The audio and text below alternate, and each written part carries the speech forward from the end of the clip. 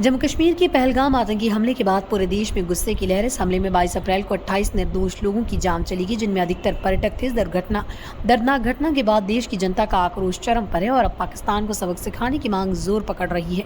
ऐसे माहौल में प्रधानमंत्री नरेंद्र मोदी ने गुरुवार को बिहार के मधुबनी से देशवासियों को संबोधित किया। ये उनका इस हमले के बाद पहला सार्वजनिक कार्यक्रम था। राष्ट्रीय पंचायती राज दिवस के अवसर पर आयोजित कार्यक्रम में पीएम मोदी ने अपने भाषण की शुरुआत 2 मिनट के मौन से की। उन्होंने पहलगाम हमले में मारे गए लोगों को भावभीनी श्रद्धांजलि दी और कहा कि पूरा देश शोक संतप्त परिवारों के साथ खड़ा है। मोदी ने कहा, जिसने अपना बेटा खोया, भाई खोया या जीवन साथी, उनके दुख में सारा देश भागीदार है। ये हमला भारत की आत्मा पर हुआ है। इस जघन्य कृत्य को अंजाम देने वालों को उनकी कल्पना से भी बड़ी सजा दी जाएगी। पीएम मोदी का ये कार्यक्रम। इस दौरान हजारों लोगों ने कमेंट सेक्शन में पीओके को वापस लेने की मांग की। यूजर ने लिखा, हमें सिर्फ पीओके चाहिए और कुछ नहीं। वहीं कई लोगों ने पाकिस्तान को स्थायी रूप से सबक सिखाने के लिए उसकी पूरी जमीन को कब्जे में लेने की मांग की। एक अन्य कमेंट में लिखा गया, अगर पीओके वापस लिया जाए तो पाकिस्तान हमेशा के लिए शांत हो जाएगा। इससे स्पष्ट है कि जनता अब केवल कड़ी निंदा या कूटनीतिक प्रतिक्रिया से संतुष्ट नहीं, देश की जनता ठोस कार्रवाई की मांग कर रही है। पहलगाम हमले के बाद केंद्र सरकार ने पाकिस्तान के खिलाफ कूटनीतिक मोर्चे पर भी आक्रामक रुख अपनाया है।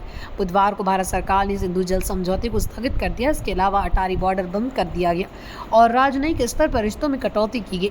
ये कदम स्पष्ट संकेत है कि भारत अब पाकिस्तान के खिलाफ पुराने ढर्रे पर चलने वाला रुख छोड़ चुका है। सरकार इस हमले को केवल आतंकी घटना नहीं, बल्कि भारत की एकता और अखंडता पर हमला मान रही है।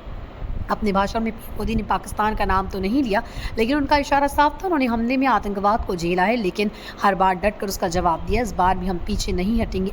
जिन्होंने ये हमला किया उन्हें सजा जरूर मिलेगी। उन्होंने कहा कि भारत की विविधता उसकी ताकत, और इस हमले में तमिल, बंगाली, गुजराती, मराठी सभी भाषाएं बोलने वाले लोग शिकार बने। पीएम ने इसे भारत की आत्मा पर हमला करार दिया और कहा कि इस घटना ने उन्हें भीतर से झकझोर दिया। पहलगाम हमले के बाद न केवल सोशल मीडिया पर बल्कि सड़कों पर भी पाकिस्तान के खिलाफ गुस्सा देखा जा रहा है। कई शहरों में पाकिस्तान के खिलाफ प्रदर्शन हुए। आम लोग पीओके को लेकर सरकार से बड़ी पहल की उम्मीद करें। पीओके की ही स्थायी समाधान है। यह भाव केवल नारों में नहीं बल्कि जनमानस में गहराई से बैठ चुका है। पहलगाम हमले ने एक बार फिर भारत को ये सोचने पर मजबूर कर दिया है कि आतंकवाद का स्थायी हल क्या है। क्या केवल कूटनीति या सीमित सैन्य कार्रवाई से काम चलेगा, या फिर पीओके जैसे मुद्दों पर निर्णायक कदम उठाने का समय आ गया। पीएम मोदी ने अपने भाषण में भले ही सीधा ऐलान नहीं किया, लेकिन उनके तेवरों से ये साफ है कि सरकार जनता की भावना को समझ रही है। आने वाले दिनों में भारत किस दिशा में कदम उठाता है, इस पर देश की नजरें टिकी होंगी। वीडियो को ज़्यादा से ज़्यादा शेयर करें, लाइक करें और चैनल को सब्सक्राइब करें ताकि हर खबर आप तक सीधे पहुँच सके।